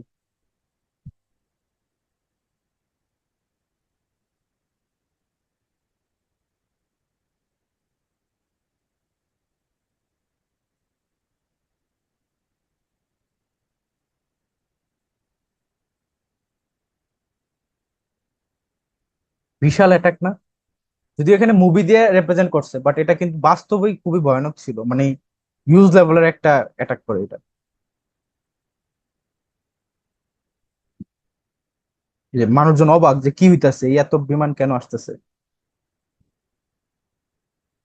কেউ জানেও না যে এরকম কিছু ঘটবে।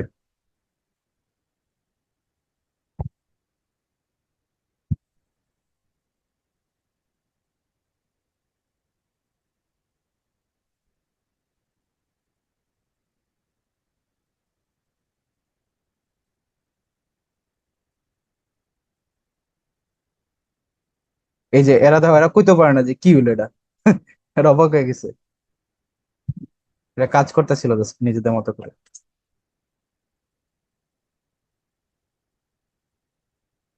এই ছাইড়ে দিছে বোমা একটা একটা করে।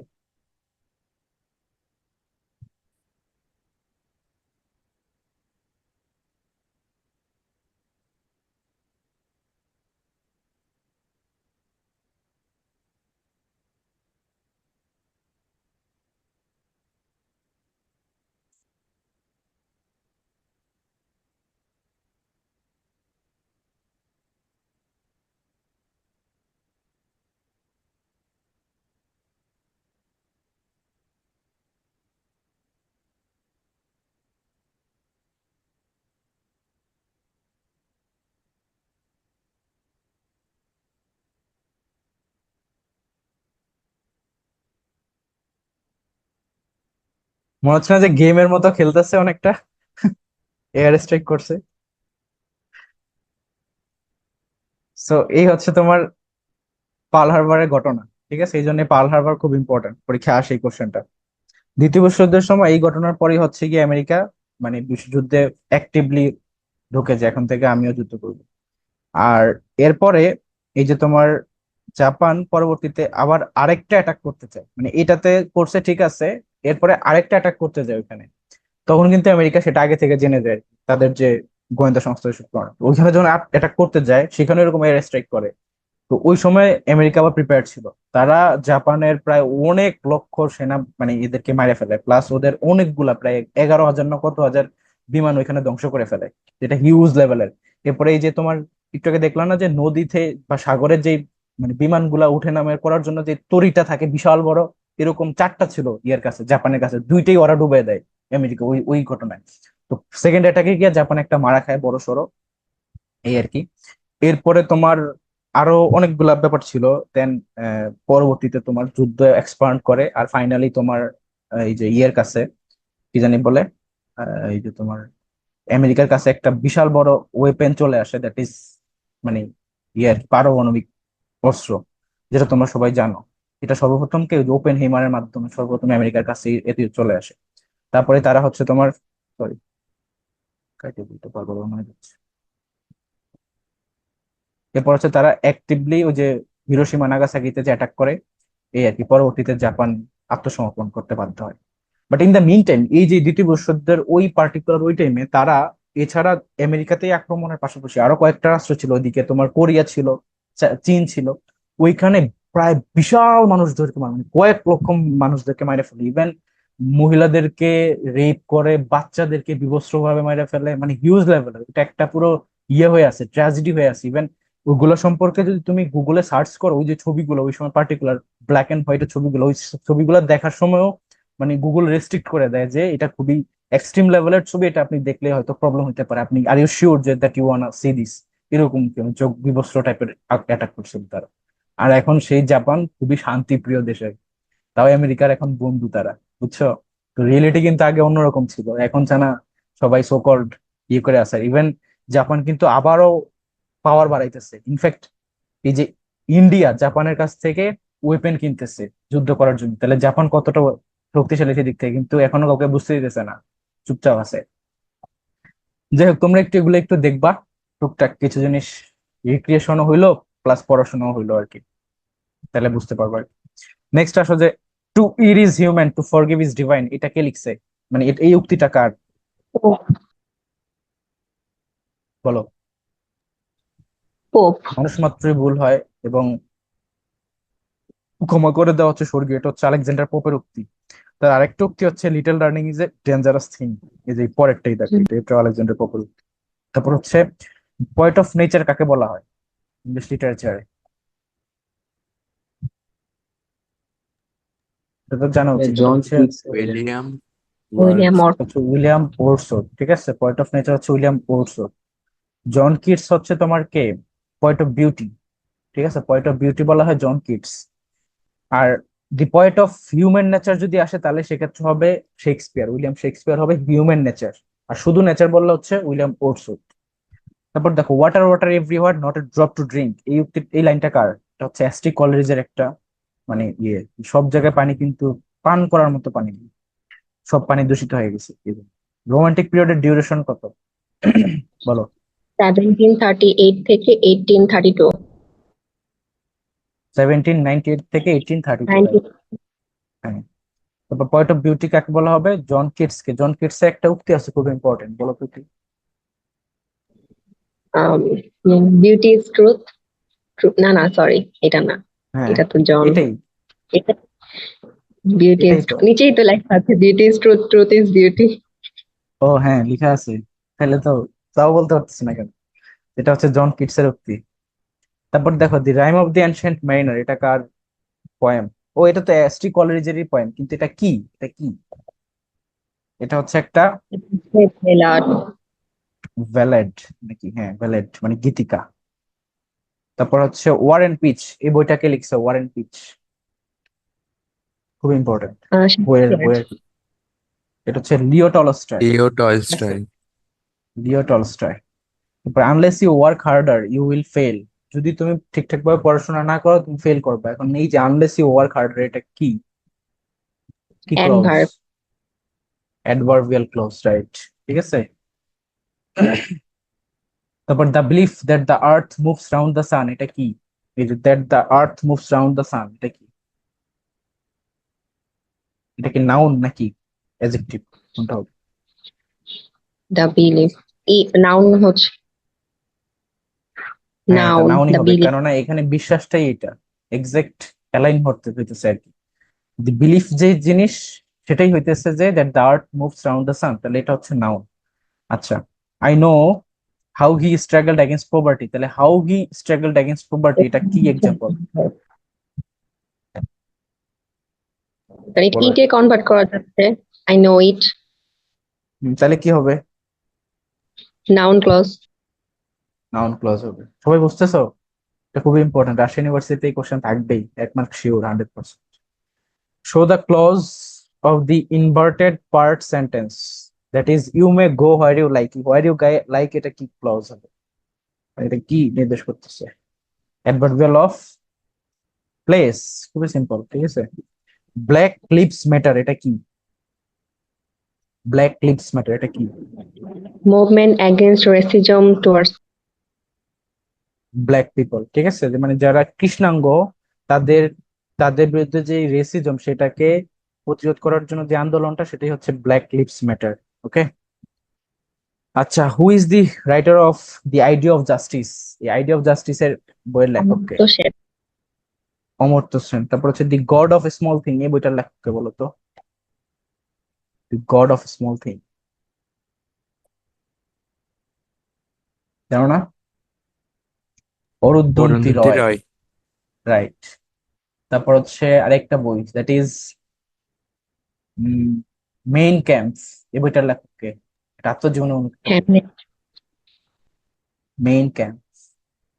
হ্যামলেট না, হ্যাঁ, মেইন জেনে ক্যাম্প বলে। Hamlet Hitler. লিখছে, হিটলার লিখছে, অ্যাডলফ হিটলার। তারপর হচ্ছে, আচ্ছা তুমি যে হ্যামলেট বলছো, হ্যামলেট কে লিখছে সেটা বল। হ্যামলেট তো কোনো রাইটারই না, এটা এটা না একটা না, বই। হ্যামলেট বই, এটা শেক্সপিয়ারের। হ্যাঁ, শেক্সপিয়ারের। আচ্ছা, হ্যামলেটের মধ্যে নায়িকার নাম ছিল কি? ডেসডেমোনা। ঠিক আছে, মনে রাখো। Choose the appropriate meaning of swan song, swan song এর মানে কি? দেখো কারেন্ট চলে গেছে, কি যে একটা লাস্ট অবস্থা। ওয়ার্ড। Last work. হ্যাঁ, সোয়ান সং মানে হচ্ছে লাস্ট ওয়ার্ক। আর মেইডেন সং মানে কি?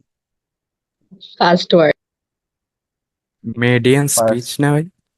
Maiden speech, right. সং না, স্পিচ, সেটা হচ্ছে কি ফার্স্ট ওয়ার্ক। মানে ফার্স্ট। হ্যাঁ। তারপর নো দাই সেলফ, এটা কার উক্তি? সক্রেটিস। সক্রেটিক্স। সক্রেটস। ঠিক আছে। তারপর হচ্ছে তোমার এই যে বায়োজেস্ট কে, এর মধ্যে তাদের যে লিস্ট আছে, সক্রেটস, প্লেটো, অ্যারিস্টটল, সক্রেটিক্স। আলেকজান্ডার।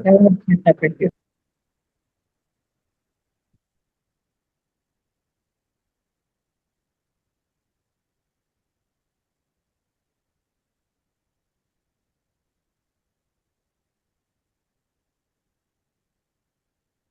আচ্ছা, তারপরে আসো যে লুনার ক্যালেন্ডার ইন্ট্রোডিউস করছে কারা সর্বপ্রথম? সুমেরিয়ানরা। ঠিক আছে, সুমেরিয়ানরা। তারপর আসো যে তোমার লুনার ক্যালেন্ডারের বাংলাটা কি মনে রাখতে পারবো তো? আবার অনেক সময় পরীক্ষা বাংলাতে আসতে পারে, মানে চন্দ্র পঞ্জিকা।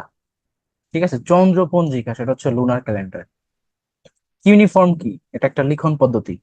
হায়ারোগ্লিফিক্স যে সভ্যতার প্রাচীন লিখন পদ্ধতি, সেটা কাদের বলতো? হায়ারোগ্লিফিক্স,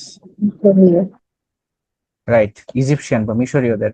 সিন্ধু সভ্যতায় প্রাপ্ত সবচেয়ে আকর্ষণীয় নিদর্শন কোনটা এর মধ্যে বলো? নীলমোহর। রাইট, সিলমোহর। ওই সময় চিন্তা করে দেখো, ওই সময় তাদের সিলমোহরের সিস্টেম ছিল, তো হাউ মানে সিভিলাইজড দে আর। ইভেন তাদের ওই যে উন্নত সেচাগার, কি শৌচাগার কি জানি বলে এটাকে, পুল, সুইমিং পুল টাইপের এরকম কিছু ছিল। তারপরে তোমার ড্রেনেজ সিস্টেম ছিল। তারপর তোমার এই যে ওজন মাপার জন্য বাটখারা ছিল, বাটখারা। ঠিক আছে, এগুলো অনেক কিছু ছিল সিন্ধু সভ্যতা। তারপর দেখো হেলেনীয় সভ্যতার দেশ কোনটি? হেলেনীয় সভ্যতা, হেলেনীয় সভ্যতা হচ্ছে গ্রিস। ঠিক আছে, গ্রিস।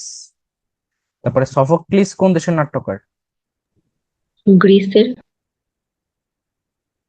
গ্রিসের। তারপরে হচ্ছে কারা বৃত্তকে 360 ডিগ্রিতে ভাগ করছে? অ্যাশিরীয়রা। অ্যাসিরীয়রা। গুড। তারপর হচ্ছে ওআইসি এর হেডকোয়ার্টার কোথায় অবস্থিত? জেদ্দা। জেদ্দা, জেদ্দা কোথায় অবস্থিত? সৌদি আরব। সৌদি আরব। সৌদি আরবের রাজধানীর নাম? রিয়াদ। দামেস্ক কোথায় অবস্থিত? সিরিয়া। সিরিয়া না, সিরিয়ার দামেস্ক। তারপর হচ্ছে মক্কা তো সৌদি রাজধানী আরবে ভাইয়া। অবস্থিত। হ্যাঁ। তারপরে জাতিসংঘের নিরাপত্তা পরিষদের অস্থায়ী সদস্যপদ কত বছরের জন্য হয় বলো? 2 বছরের। 2, 2 ইয়ার্স। তারপরে আইসিজে এর জাজ কত বছরের জন্য হয়? International 9 court of years. Justice. 9 বছরের জন্য, এটা খুব ইম্পর্টেন্ট, পরীক্ষা আসে প্রচুর। গেট থেকে ডাব্লিউটিও রূপান্তরিত হয় কত সালে? 95। 95। ওকে। ইউএনএইচসিআর এর ফুল ফর্ম হচ্ছে কোনটা হবে? ABCD. Commissioner. High commissioner for. তার মানে হচ্ছে ডি নাম্বার। ওকে। আইএমও এর সদর দপ্তর কোথায় অবস্থিত? মেরিটাইম অর্গানাইজেশন, এটা ছিল এখানে আমাদের লন্ডন। লন্ডনে। সফট লোন উইন্ডো বলা হয় কোনটাকে? Soft loan window. I. IDA. IDA. ঠিক আছে, আইডিএ। এটা এটা হচ্ছে ওয়ার্ল্ড ব্যাংকের একটা শাখা। আর ওয়ার্ল্ড ব্যাংকের মেইন শাখা হচ্ছে এটা, আইভিআরডি। আইভিআরডি যে কত ওয়ার্ল্ড ব্যাংক একই কথা, কিন্তু আইডিএ, তারপরে মিগা, তারপর আইসিএসআইডি, এগুলো সবগুলো মিলেই হচ্ছে তোমার ওয়ার্ল্ড ব্যাংক। অভিন্ন ইউরো মুদ্রা চালু করার ম্যাসিস্ট্রেট চুক্তি স্বাক্ষরিত হয় কত সালে? 93। 92 বলতেছো? মেবি 93। 92, কে জানে। না, 92, রাইট। 92-তে ম্যাসিস্ট্রেট চুক্তি হচ্ছে, 92-তে, 1992। এই যে ইউরো মুদ্রার জনক কে? কে সর্বপ্রথম ইউরো মুদ্রা বের করছে? মন্ডেল। রবার্ট। হ্যাঁ, রবার্ট মন্ডেল। ঠিক আছে। ইউরো মুদ্রা ব্যবহারকারী দেশ কতগুলা? তাদেরকে কি বলা হয়? 20টি। 20টি। তাদেরকে বলা হয় ইউরো জোনভুক্ত দেশ। ঠিক আছে। তারপর দেখো নিচের কোন দেশে ওপেক প্রতিষ্ঠার উদ্যোগ নেয়, বা কোন দেশটা ওপেক প্রতিষ্ঠার উদ্যোগ নেয়? ভেনিজুয়েলা। ভেনেজুয়েলা। ভেনেজুয়েলাতে সবচেয়ে বেশি মজুদ তেল রয়েছে আর কি। ঠিক আছে। তারপরে তোমার এই যে সৌদি আরব হচ্ছে সবচেয়ে বেশি সেল করে। তারপর হচ্ছে তোমার এই যে আমেরিকা সবচেয়ে বেশি কিনে আর কি, সেদিক থেকে আমদানি করে, সৌদি আরব রপ্তানি করে। আচ্ছা, আর ওপেকের পুনরুক্তি তোমার জানোই, Organization of Petroleum Exporting Countries, এটা সদর দপ্তর কোথায় অবস্থিত? Vienna, Vienna. Austria. Vienna, Austria, right. তারপর হচ্ছে হেডকোয়ার্টার অফ সিডেপ, এটা কোথায়? বাংলাদেশ। বঙ্গবন্ধু। বাংলাদেশের ঢাকায় অবস্থিত। সাফটা কি? সাফটা হচ্ছে south Asian free trade area, সাফটা। ঠিক আছে। এশিয়ানভুক্ত দেশ নয় কোনটি? হংকং। হংকং। তারপর হচ্ছে NATO, north Atlantic Treaty organisation কত সালে প্রতিষ্ঠিত হয়? তোমাদেরকে কোশ্চেন জিজ্ঞেস করছিলাম, দেখো 4 এপ্রিল 4 এপ্রিল 1949। 1950। এটা একটা ম্যাথ। এটা হচ্ছে যে তোমার ওই যে তোমার ব্যবসা ভালো করতেছে তাই 25% স্যালারি বাড়াইছে, এখন আবার খারাপ করতেছে, তাহলে কত পার্সেন্ট কমাইলে সেটা অরিজিনাল অ্যামাউন্টে যাবে? তার মানে এটা হচ্ছে কি 25 × 100 / 100 + 25, তার মানে হচ্ছে 2500 / 125 করলে কত হবে? 20%। ওকে, 20% এখন কমাইতে হবে। আচ্ছা, এখানে তোমার লজিকটা একটু বোঝার ট্রাই করো। দেখো তুমি যখন স্যালারি ছিল যাহা, সেটাকে 25% বাড়াইছো, মানে ইনিশিয়ালি যে স্যালারিটা ছিল সেটা কি একটা কম ছিল না? কম থেকে 25% বেড়ে এখন যা হইছে, এখন পরবর্তীতে যদি তোমার ব্যবসা খারাপ হয়, তুমি যদি আবার স্যালারি কমাইতে চাও, তাহলে এখন কি তুমি আবার 25% কমাই দিবা? কারণ 25% যদি কমায় দাও, তাহলে তো এটা বড় অ্যামাউন্টের থেকে 25% কমাইলে কি বেশি টাকা কমাইতে হবে, তাই না? কথাটা কি বোঝা গেছে? আগে যতটুকু বাড়াইছো স্পেসিফিক টাকার অ্যামাউন্টে, সেটা বাড়াইছো ইনিশিয়াল অ্যামাউন্ট থেকে 25%। তাইলে এখন 25% বেড়ে তো সেই টাকাটা বড় বেতন হয়ে গেছে। এখন এই বেতনের থেকে যদি তুমি এখন আবার টাকা কমাইতে হয় আগের জায়গায় যাওয়ার জন্য, এখন তো তুমি 25% কমাই দিলে সেটা আগের অ্যামাউন্টের থেকেও কমে যাবে। তোমাকে কমাইতে হবে আরেকটু কম পার্সেন্ট, দ্যাটস এটার অ্যান্সার হবে 20%। লজিকটা কি বোঝা গেছে সবাই? বলো। এই ভাই বুঝছি। তারপর দেখো, the radius of a circle is increased by 100%, এটা হচ্ছে সাকসেসিভ ইনক্রিজ এন্ড ডিক্রিজ এর ওইটা, তাহলে কত হবে উত্তর? 100. 300%। ওকে, কারণ সবগুলো যে plus minus A plus minus B plus minus A B by 100 ওই শর্টকাট দিয়ে করা হয়েছে, তোমরা ম্যাথ ক্লাস করলে বুঝতে পারবে এটা, সমস্যা নেই। তারপর আচ্ছা, ম্যাথের কোশ্চেন গুলো আমরা স্কিপ করতে পারি, কারণ ম্যাথের এই প্রত্যেকটা আমাদের ওই ক্লাসে না হয়েছে, কোশ্চেন গুলো এখান থেকে হুবহু দেওয়া হয়েছে, ঠিক আছে, এগুলো তোমরা পারবা। কোপ 29 কত সেটা হবে? আজারবাইজান। আজারবাইজানের বাকুতে, ঠিক আছে। আর কোপ 30, এটা তোমাদের পরীক্ষা আসবে। ব্রাজিল। ব্রাজিলে হবে, ঠিক আছে। মিশরীয়রা কতগুলো ব্যঞ্জন আবিষ্কার করছিল? 24টা। 24। তারপরে নদীর তীরে গড়ে উঠেছিল কোন সভ্যতা? রোমান টাইবার। সভ্যতা কোনটা গড়ে উঠেছিল? এটা হচ্ছে কি টাইবার টাইবার। নদীর তীরে। টাইবার নদীর তীরে, হ্যাঁ। তারপর মহেঞ্জোদারোতে সিন্ধু সভ্যতা আবিষ্কার হয় কার নেতৃত্বে? রাখাল দাস বন্দ্যোপাধ্যায়। ওকে। তারপর হচ্ছে হোয়াট ইজ মেটাফোর? মেটাফোর মানে কি বলতো? ইমপ্লিসিট না এক্সপ্লিসিট, কোনটা হবে? Implicit comparison. রাইট, এটা হবে ইমপ্লিসিট কম্পারিজন। ওকে। মেটাফোরের ক্ষেত্রে তুমি কিছু কি ইউজ করো, কোনো এক্সট্রা শব্দ করো না, তার মানে ডিরেক্ট একটা কম্পারিজন হচ্ছে এখানে। আর সিমিলির ক্ষেত্রে তুমি হচ্ছে কি, যেমন অ্যাজ, তারপর লাইক, এগুলো ইউজ করে কম্পারিজন করো আর কি। তারপরে an epic is based on dash performed by hero, তাহলে কি হবে? Heroic deeds. হ্যাঁ, ইপিক হচ্ছে একটা হিরোইক ডিডস, যেটা কিনা ওই হিরোর মাধ্যমে পারফর্ম করা হয়। Long speech expressing the thought of a character, একজন ক্যারেক্টারের চিন্তা নিয়ে বড় স্পিচ, এটাই কি বলে? ন্যারেটিভ সলিলোকি। পোয়েম নাকি? সরি, সলিলকি। তাহলে এটা হচ্ছে কোনটা? এটা হচ্ছে ওই যে টকিং টু ওয়ানসেলফ এর মতই, ওইটাই।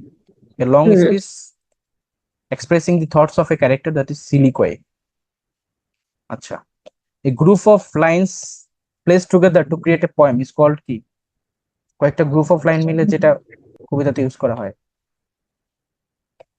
এটাকে বলে স্ট্যানজা। স্বাভাবিকভাবে এই লাইনগুলো কতগুলো লাইন হয় স্ট্যানজাতে? একটা স্তবক আর কি, 4টা লাইন হয় স্বাভাবিকভাবে, ওর বেশি হইতে পারে গ্রুপ অফ লাইন, বুঝছো? যে 4 লাইন 4 লাইন করে দেখবা যে কবিতাগুলো দেওয়া থাকে। তারপরে which of the following is a diaspora writer? এদের মধ্যে ডায়াসপোরা রাইটার কে? জিয়া হায়দার খান। জিয়া হায়দার খান, রাইট। তারপর হচ্ছে পার্সনিফিকেশনের এক্সাম্পল কোথায় ইউজ করা হয়েছে? The snow whispered as it fell to the ground first. Right, first এডটা। এখানে দেখো, স্নো মানে হচ্ছে কি তুষার, তুষারকে তুমি বলতেছো যে সে উইসপার করতেছে, তো উইসপার তো মানুষ করে, তো এই জন্য সেটা আর কি, যে এখানে পার্সনিফিকেশন করা হয়েছে, একটা জড় বস্তুকে ব্যক্তির রূপে প্রকাশ করা হয়েছে। Which of the following is an example of oxymoron? Oxymoron কোথায় ইউজ করা হয়েছে? And faith unfaith kept him falsely true. Right, and faith unfaithful kept him falsely true, মানে যেখানে ধরো একই সাথে মানে একবার বলতেছো ভালো আরেকবার বলতেছো খারাপ আর কি, তো ফেইথ আনফেথফুল। আবার এই যে বলো না যে সে ভয়ঙ্কর সুন্দর, সেগুলো কিন্তু অক্সিমরনের এক্সাম্পল। একবার সুন্দর বলতেছো আবার বলতেছো ভয়ঙ্কর সুন্দর, তো ভয়ঙ্কর আবার নেগেটিভ শব্দ। আইকিউ রেটটা দেখো, 2010 সালের 1 জানুয়ারি শুক্রবার ছিল, ওই বছর 31 ডিসেম্বর কি বার ছিল তাহলে? শুক্রবার। আচ্ছা, 1 জানুয়ারি যদি শুক্রবার হয় তাহলে 31 ডিসেম্বরও কি সেম বারই হবে, শুক্রবার হবে। January 1st 2008 was a Tuesday. What day of the week lies on the January 1, 2009? 1 বছর পরে কি হবে বলো? টুয়েসডে হবে। টিউসডে কেমনে হবে? আমি তো 1 বছর পার হয়ে গেছি। ও আচ্ছা, সরি, উইডনেসডে হবে। থার্সডে হবে। ওয়েডনেসডে কেন হবে? এখানে তো তোমার লিপ ইয়ারও এক চলে আসছে, যোগ হবে তাহলে কি হবে? লিপ থার্সডে ইয়ারের হবে। জন্য। ওকে। হ্যাঁ, আর একটু খেয়াল রাখতে হবে, ক্যালেন্ডারের সেকেন্ড ক্লাস করে নিবা। আইকিউর সেকেন্ড ক্লাসের মধ্যে ক্যালেন্ডার পড়েছি, এই সবগুলো এখান থেকে দেওয়া। 1999 সালের 1 ফেব্রুয়ারি সোমবার হলে 98 1 ফেব্রুয়ারি কি বার ছিল বলো? লিপ ইয়ার নাই, জাস্ট একবার একটা কমাও, তাহলে কি হবে? শনিবার হবে। রবিবার। আচ্ছা শনিবার। না, সোমবার না বলছে, তাহলে রবিবার হবে, সরি। রবিবার। ঠিক আছে তোমার answer। এক কমলে তো রবিবার হবে। Today is Thursday, the day after 59 days will be what? 59 দিন পরে কি হবে?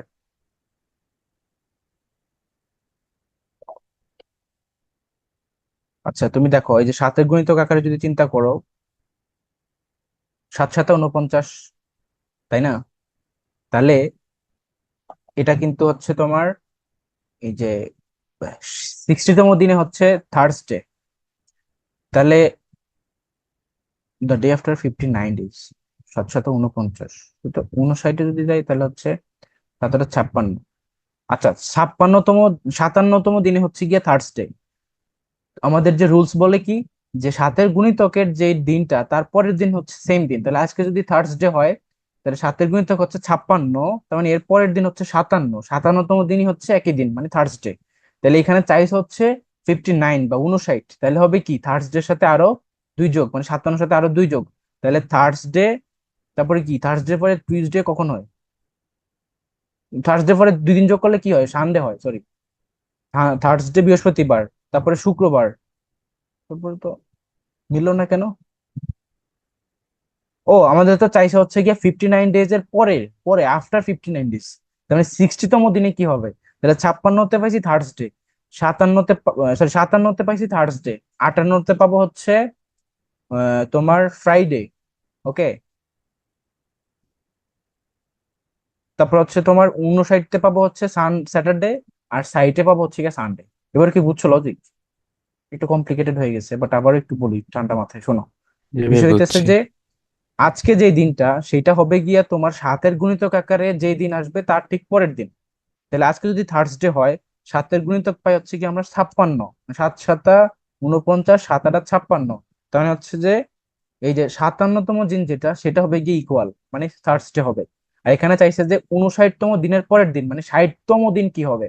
তাহলে যেহেতু 57তম দিন থার্সডে পাইছি, তাহলে 58 হবে গিয়া ফ্রাইডে, 59 হবে গিয়া স্যাটারডে, 60 হবে গিয়া সানডে, এই আর কি।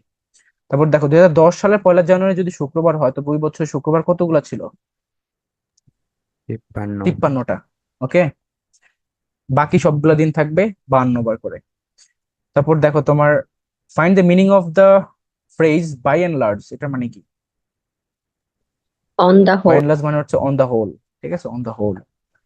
Late the cat out of the bag, এটা কি? Reveal a secret I carelessly, think ঠিক আছে। রিভিল এ সিক্রেট কেয়ারলেসলি, এটা খুব ইম্পর্টেন্ট। এটা কোন বিসিএস আসছিলাম আমি, last BCS A. He is a man to depend on, এখানে টু ডিপেন্ড অন কি? দেখি পারো কিনা এটা। an adjective phrase. An adjective phrase, good. কেন এটাকে তুমি প্রিপোজিশনাল ফ্রেজ বললা না? What is the reason? কারণ হচ্ছে অ্যান্টিসিডেন্ট আছে a man. ইয়া, বাট এখানে তো টুও আছে, অনও আছে। এখানে বিষয়টা হইতেছে বলি, প্রিপোজিশনাল ফ্রেজই হচ্ছে তোমার 2 প্রকার, একটা হচ্ছে অ্যাডজেক্টিভ ফ্রেজ আর একটা হচ্ছে অ্যাডভার্বিয়াল ফ্রেজ। তো প্রিপোজিশনের মধ্যে আরো স্পেসিফিক জায়গা হচ্ছে এটা। তো যখন তোমার ওইগুলো অপশনে থাকবে আর এটা যখন অ্যাডজেক্টিভ হিসেবে কাজ করবে প্রিপোজিশনাল ফ্রেজটাই, তখন সেটাকে অ্যাডজেক্টিভ ফ্রেজে চুজ করতে হবে, প্রিপোজিশনাল চুজ করলে ভুল অ্যান্সার হবে। কথা বুঝছো? যে নাউন আর জিরান যদি একই অপশনে থাকে তাহলে জিরানকে আগে চুজ করতে হবে, কারণ জিরানটা আরো স্পেসিফিক অ্যান্সার, নাউন তো অনেক কিছুই হইতে পারে। কথা বোঝা গেছে? এটা হচ্ছে রিজন। তো তোমার অ্যান্সার ঠিক আছে, এটা adjective phrase. I know how he struggled against poverty, এটা তো গেল, এখানে নাউন নাউন ক্লজ ছিল এটা। To put the cart before the horse, এটা মানে কি? খুব important. To put the cart before the horse, বলো। D number 2 reverse the natural order of things. Right, সেটা হচ্ছে to reverse the natural order of the things, মানে যেটা কি ন্যাচারাল অর্ডারটা পরিবর্তন করা। এটা তোমাদেরকে আমি ক্লাসেও বলছিলাম, তো ভুলে গেছো তোমরা। তারপরে কল টু মাইন্ড, এটা মানে কি? এটা মানে হচ্ছে যে Remember. রিমেম্বার, ঠিক আছে, রিমেম্বার। এনবি মানে কি বলো? এটা বাংলা কি আগে সেটা বলো। Nota bene. নোটা বেনি বা নোটা বেন যাই বলো, নোটা বেন। তো এটার বাংলা হচ্ছে বিশেষ দ্রষ্টব্য, বিশেষ বিদ্রোহ, ঠিক দ্রষ্টব্য। আছে। ডেলি ডেলি মানে কি? Waste time, Deleted. Waste মানে time. হচ্ছে ওয়েস্ট টাইম। হোল্ড ওয়াটার মানে কি? Bear examination. Bear examination. With flying colours মানে কি? Um, very successfully. Right, very successfully. তারপর দ্য ফ্রেজ বেকারস ডজন মানে কতগুলা বলো? 13। 13. রাইট, এটা খুব ইম্পর্টেন্ট। বেকারস ডজন মানে হচ্ছে 13, অনেকে 12 দিবে ডজন দেখে, বাট না, বেকারের ডজন মানে 13 কেন হয়? কারণ বেকারি থেকে কিনতে গেলে তোমাকে একটা এক্সট্রা দিবে আর কি, দোকান থেকে কিনতে গেলে কিন্তু দিবে না, এই জন্য ওই একটা এক্সট্রার জন্য 13টা হয়। বুঝা গেছে? বেকারস ডজন মানে হচ্ছে 13টা। গ্রিন আই, এটা মানে কি? Jealousy. Jealousy. Black and white মানে কি? In written. writing. In writing বা রিটেন ফর্ম। তারপর ডিজুরি মানে কি? By law. By law. ঠিক আছে। তারপর হচ্ছে অ্যাপেল অফ ডিসকর্ড, এটা কি? Matter object of of dis. Object dispute. at before. আচ্ছা, হ্যামেটারও বলতে পারো, কোনো প্রবলেম। বার্ডস আই ভিউ মানে কি বলো? Rough idea. Arrow. এ রাফ আইডিয়া, রাইট, মানে ভাষা ভাষা দৃষ্টি। অ্যাকিলিস হিলস মানে কি? উইকনেস। উইকনেস। আর এটা তো গেলেই Sheikh Mujib. She denied that she had written the letter, এটা কি হবে? কি ক্লজ হবে? Noun. নাউন ক্লজ হবে, কারণ এটাকে ইটে কনভার্ট করা যাচ্ছে, শি ডিনাইড ইট। আর এটা একটা ম্যাথ, ম্যাথ যেহেতু, তো এটা দেখি পারো কিনা। শেষের দিকে চলে আসছে, আমাদের আর অল্প কটা আছে। 3 জন শ্রমিক কাজের অনুপাত হচ্ছে 1, 2, 5। যদি তারা মোট 112 দিন কাজ করে, ঘন্টা কাজ করে, তবে সর্বোচ্চ একজন শ্রমিক কত ঘন্টা কাজ করবে? খুবই সিম্পল না? এক্স ধরে টোটাল যোগ করে 112 লেখো, এক্স এর মান বের করো, 5 এর সাথে গুণ করে দাও, শেষ।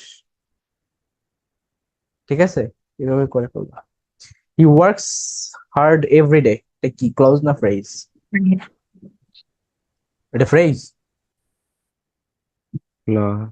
হ্যাঁ, এটা clause. Work আছে, sorry, works আছে। তো এটা ক্লজ হবে। তারপরটা দেখো, বিফোর দ্য নেক্সট লাইট, এটা কি? এটা হচ্ছে phrase. হ্যাঁ, এটা ফ্রেজ, কারণ এখানে কোনো ফাইনাইট ভার্ব নাই। Identify the kind of clause used in the following sentence, come, when you like. When you like কি বলো? Adverb.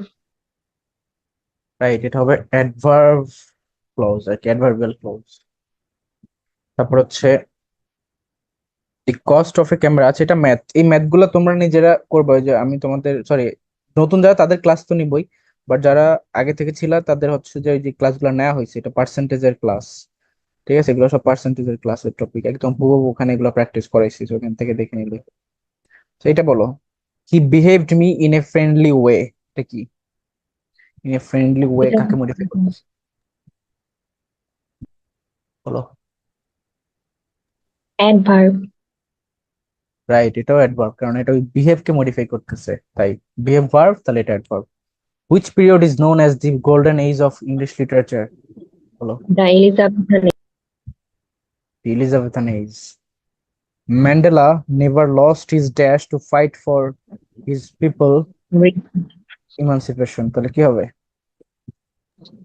দৃঢ় প্রতিজ্ঞ resolve. Right, never lost his resolve to fight for his people's emancipation. এটা তোমাদের passage থেকে দেওয়া নাই, তোমাদের যে text book English first paper, এটা থেকে। What is the caption of Martin Luther King's speech? Caption কি ছিল? I have a I dream. Have a dream. I have a dream that one day this nation will be united, নাকি এরকম তো কিছু। তারপর দেখো, all people dream but not equally, এইটা কে লিখছে? Miss Lawrence. D S Lawrence. ঠিক আছে। আর হাংস্টেন, সরি, ল্যাংস্টেন হিউজেস যে এটা লিখছে ড্রিমস, ওইটার প্রথম লাইনটা? Hold fast to dream. Right, hold fast to dream. Rebel poet বলা হয় কাকে বলো তো ইংলিশ লিটারেচারে?